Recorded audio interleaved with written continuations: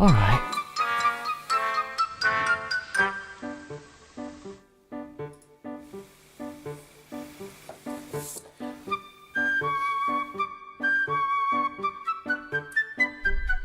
Alright, how do we start this?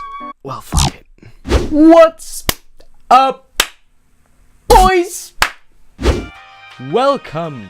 Hi, this is me, the Loner, and welcome to this new kind of video of mine. Oh, this is going on YouTube. The world's gonna see this. So today we're basically gonna go ahead and make a standard Riddim beat, and you guys are gonna get the FLP and all the presets and stuff. It's not much, but it's gonna be pretty cool. So here's what we're gonna make.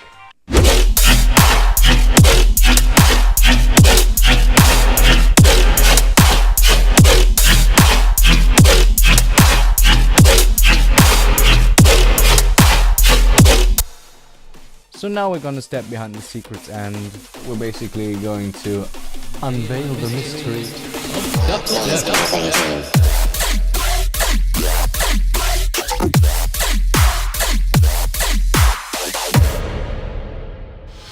Well, first of all, let's set the tempo up to about, we're gonna do 150. It's a personal matter, but most dubstep tracks these days are around 145 to 155. Let's start pretty easy by getting some drums. Alright, now I make my little drum loop. So it's just a standard rhythm kick, and we make and concerning the snare. What the f? No, there we go. And I make a rhythm clap, which basically consists of an actual clap and a snare. So together it sounds like this. Make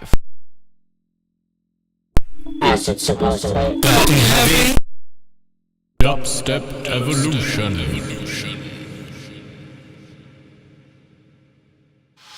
So now we need some hats and cymbals and stuff to a little more fill out the room, but just a couple.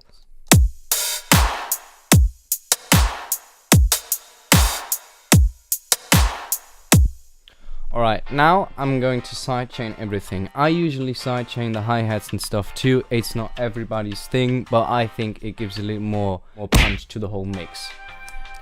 I usually sidechain by creating an extra sidechain channel and run every channel through it before it goes through the master.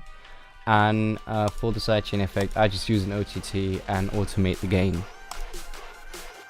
And our curve's going to look something like this. So we're gonna make a point up here and put up to nice 50%. Actually have it stay like that. So next step is probably the most complicated part. It's the basses.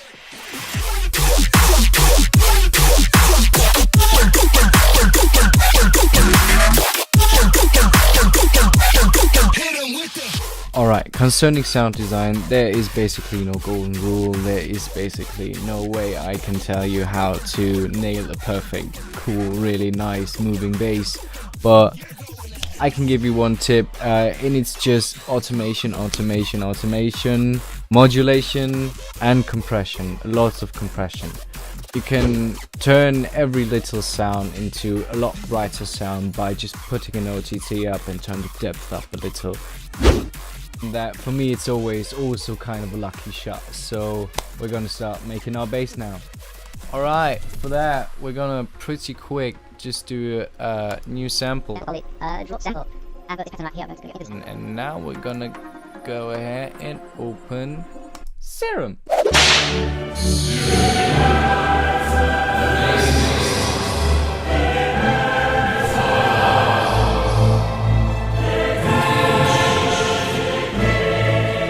Actually, it's the only fucking thing that made me halfway understand sound design. So now we're gonna go ahead and I'm just gonna tweak some stuff around. I'm gonna start with, actually, let's start with the basic shapes and put it in a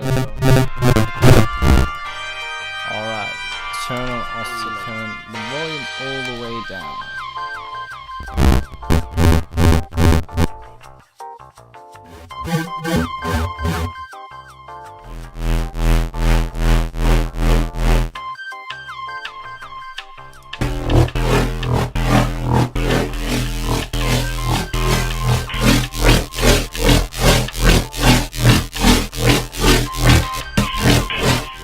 So since we're just making a standard rhythm beat, we're just gonna put one note throughout the whole drop, which is playing the whole thing. Of course, we also have to make a sub bass which goes along with the bass itself. So the sub bass itself, I just made it fairly simple with 3x os. So it's basically just the first oscillator is basically doing nothing. The second and third are just turned all the way down concerning pitch. The second oscillator is basically doing all the work, but the third oscillator is a square wave and just gives us a little bit of this square wave boomy effect to it. To make the whole thing a little more interesting, I also thought about making a reverb effect. So we just put a reverb on the main bass and just fade it in and stuff to make it sound a little more cool. So my shape basically looks like this.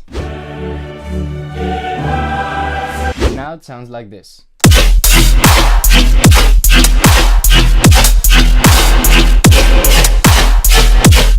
So I think it's just missing a little something more to make it a little more punchy, so we're just gonna make a second bass for the hits. So this is our second bass.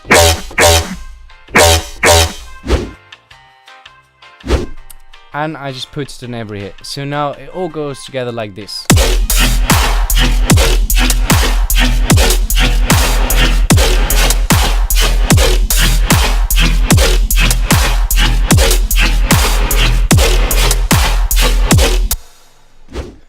Alright, concerning post-processing, it's pretty simple. It's just the basic. It's just some some Maximus, some OTT, and I love the Red compressor. I bought the Scarlett 8920 like a half a year ago, and it came with the Red 2 plugins, and it had this compressor with it, and I just absolutely can love it. Not sponsored. And the rest, I've got all the heads and stuff on one channel, and I just EQ'd them a little and put a little reverb on. And the main bass, it got some EQing, of course, we got some OTT, I got some Camel Crusher, of course, we got some reverb to make it a little more brighter. This is the reverb effect, which has this curve over here, and of course some Red compressor. We also have a little bit of post-processing on the clap, of course. And the second bass is also fairly simple post-process, just some EQing and just some compression. Alright, thank you for watching. I hope you enjoyed this tutorial. I hope you could learn something. Have fun with the FLP, just do whatever you want with it, I don't care.